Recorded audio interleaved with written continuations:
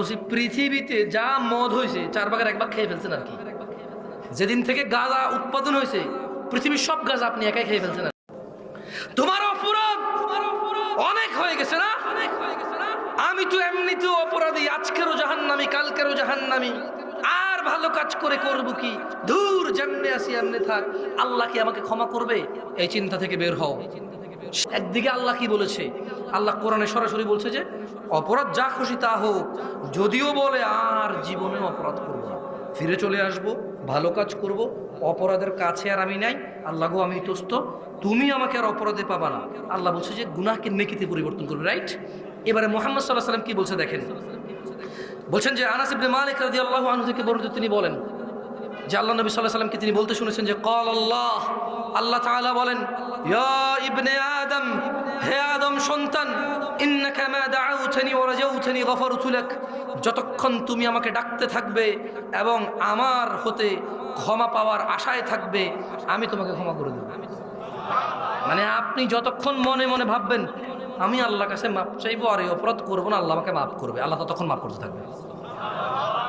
একটু আপনাকে বলছি আপনার অপরাধ কি? আমি বলছি পৃথিবীতে যা মদ হয়ে ফেলছেন আর কি। এটা আমি উদাহরণ দিয়ে পারবো না, সবচেয়ে ভালো উদাহরণ কে দেবে?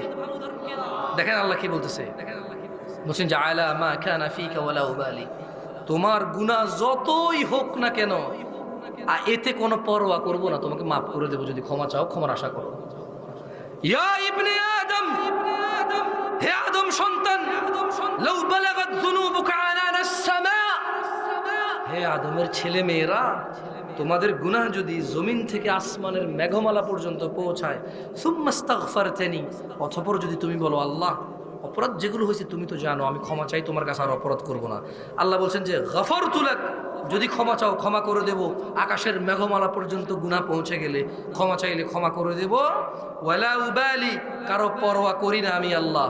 ইয়া ইবনে আদম, হে আদম সন্তান, ইন্নাকা লাউ আতাইতানি বিকুরাবিল আরদি খাতিয়া, হে আদমের ছেলে মেয়েরা, তোমরা যদি জমিন পরিপূর্ণ করে গুনাহ নিয়ে আমি আল্লাহর নিকট আসো, সুম্মা লাকিতানি, এই পৃথিবী পরিমাণ গুনার মধ্যে যদি লা তুশরিকু বি শাইআ, এই জমিন পরিপূর্ণ গুনার মধ্যে যদি আমি কোনো শিরিক না দেখি, লা আতাইতুকা বিকুরাবিহা মাগফিরা, যদি শিরিক না থাকে তোমার গুনার মধ্যে, এই জমিন পরিপূর্ণ ক্ষমা নিয়ে এসে তোমাকে ক্ষমা করে জান্নাতে দিয়ে দেব।